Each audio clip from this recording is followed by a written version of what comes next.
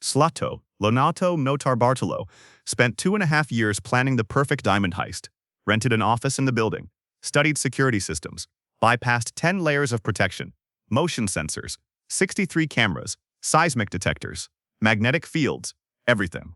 Stole over $100 million in diamonds, got away clean, then stopped on the highway to throw away trash, left a half-eaten salami sandwich in the bag, with his DNA on it. Local man found it, called police. Everyone arrested. 2.5 years of planning defeated by a $4 sandwich. This is the Antwerp Diamond Center robbery, 2003, Belgium, the diamond capital of the world. 80% of the world's rough diamonds pass through Antwerp. The security was insane. Multiple vaults, armed guards, cameras everywhere, motion detectors, heat sensors, seismic sensors that detect drilling, magnetic field detectors. Even the air was monitored. You couldn't breathe wrong without triggering alarms. This was Fort Knox for shiny rocks, and Notarbartolo beat it, all of it, then lost to lunch. Let's go back to when Notarbartolo was still smart. Before the sandwich incident, before trash became evidence, year 2000, he decides to rob the Antwerp Diamond Center. Not a small job, huge job, impossible job. The kind professionals avoid because too much security means too much risk, means too much prison time. But Notarbartolo was confident, Italian, charming, professional thief. He'd done robberies before. Never this big, never this stupid, but confident, very confident. The kind of confidence that comes right before federal charges. His plan was patient, genius even. Don't rush, take time, learn everything first. He rented an office in the Diamond Center, actual office. In the building he planned to rob, posed as a diamond merchant. Legitimate businessman, paying rent, attending meetings, being friendly with security guards. Nobody suspected because why would they? He's a tenant, respectable tenant, with a security badge, and access, and 2.5 years to study everything while pretending to sell diamonds, smiling and make meticulous week. I'm saying, MT Busevis to solve recently. Harkowski knows that they refer to the island rumor going suit. And like, guard spots at if the February 2003. Valentine's Day weekend. Perfect timing. Friday to Monday, 4 days. Diamond District closed. Minimal staff, maximum opportunity. Notarbartolo and his crew moved. They entered the building. Badge worked, walked past cameras through blind spots, bypassed motion sensors through timing windows, into the vault area. Everything working. Perfect execution. 2.5 years of planning actually working. Success imminent. Disaster approaching in sandwich form. But they didn't know yet. Still thought they were criminal masterminds instead of what they actually were. Future defendants in Belgium's trial of the century. They cracked the vault. All 10 layers defeated. Security system neutralized like they'd written the manual themselves. They opened safe deposit boxes. 123 boxes. Each one full. Diamonds. Cash. Gold. Jewelry. Documents. Everything valuable. Everything stolen. They worked all weekend. Carefully. Quietly. Loading bags. So many bags. Over $100 million. Some estimates say $200 million. Nobody knows the exact amount because victims didn't report everything. Tax reasons probably. Swiss account reasons. Secret mistress reasons. Reasons that require not explaining to authorities what exactly you kept in that box. Monday morning they left. Bags full. Heavy bags. Walked out through security. Past cameras. Through doors. Into cars. Drove away. Clean getaway. Perfect crime. Everything worked. 2.5 years paid off.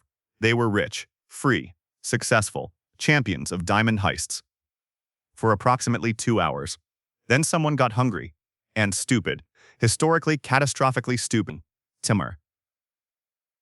They were driving through Belgium, heading to the highway, needed to dump evidence, gloves, tools, empty bags, normal criminal cleanup procedure. They stopped on the side of a rural road, forest nearby, perfect spot, threw bags into the woods, drove away. Thought they were done, thought they were safe, except one bag contained garbage, food wrappers, drink containers, and a half-eaten salami sandwich, with bite marks, with saliva, with DNA, with their entire future prison sentence wrapped in wax paper. Sorry. Local man walking in the forest days later. Diamond District had already reported the robbery. Biggest heist in history. News everywhere, police searching desperately. This guy found bags, strange bags, in the woods. Opened them, saw diamond dust. Tiny diamonds stuck to fabric, receipts from Diamond Center, professional burglary tools, and lunch. Half-eaten lunch. He called police immediately. Police arrived. Collected everything, analyzed everything, found DNA on the sandwich, ran it through the database. Perfect match.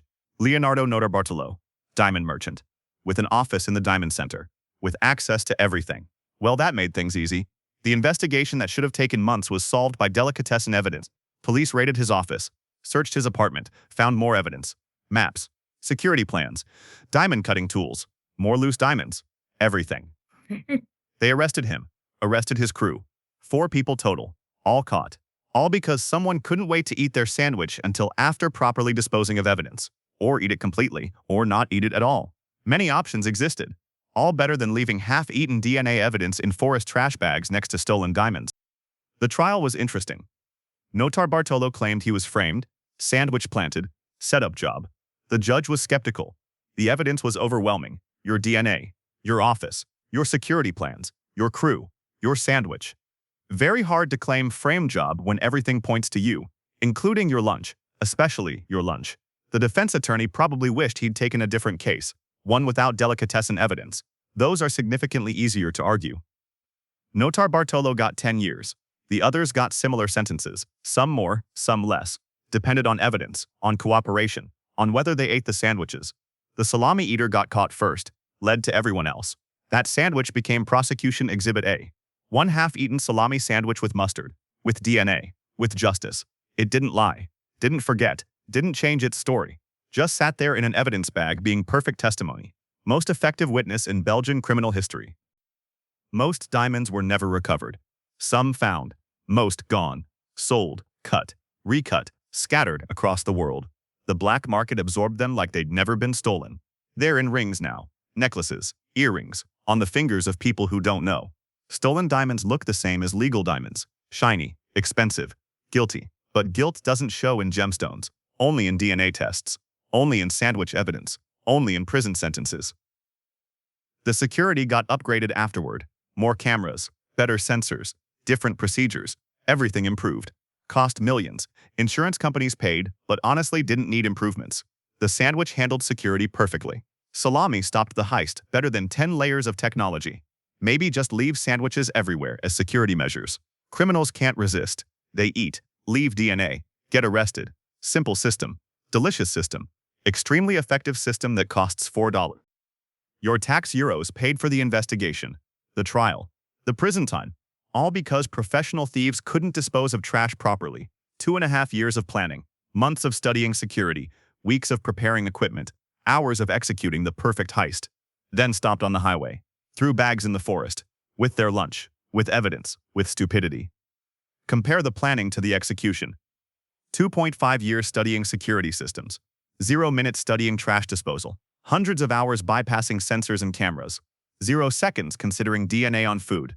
Perfect crime technique, imperfect cleanup technique. The ratio is beautiful.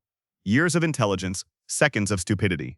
Both in the same operation, same people, same outcome, prison, all because of lunch. $100 million in diamonds defeated by $4 in salami. There's a lesson here about details, about finishing strong, about proper evidence disposal. But the real lesson is simpler. If you spend 2.5 years planning a crime, maybe spend 2.5 minutes planning cleanup.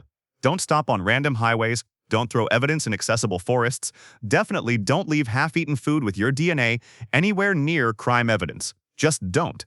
Eat it all. Or don't eat at all. Or bring Ziploc bags for proper disposal. Or literally anything except leaving DNA evidence where local hikers can find it. Options existed, none were chosen. Notarbartolo's out now. Served his time, released. Probably avoids sandwiches, probably avoids forests, probably avoids Belgium. Hopefully avoids crime, but criminal records make employment difficult. What does he put on his resume? Successfully robbed Diamond Center, caught by sandwich. Not strong credentials, not marketable skills. Unless someone needs a consultant on evidence disposal, then he's an expert. Learned the hard way. Very expensive education, prison university, salami major, 10-year program. And that's the story of the heist stopped by lunch. Not brilliant police work, not sophisticated security systems, not criminal informants, just a sandwich. Half-eaten sandwich, in the forest, with DNA. 2.5 years of planning destroyed by one lunch break. The salami was more effective than 63 cameras, the mustard more powerful than seismic sensors. Food, won. Criminals lost. Most diamonds never recovered, but justice served. With a side of salami, perfect ending.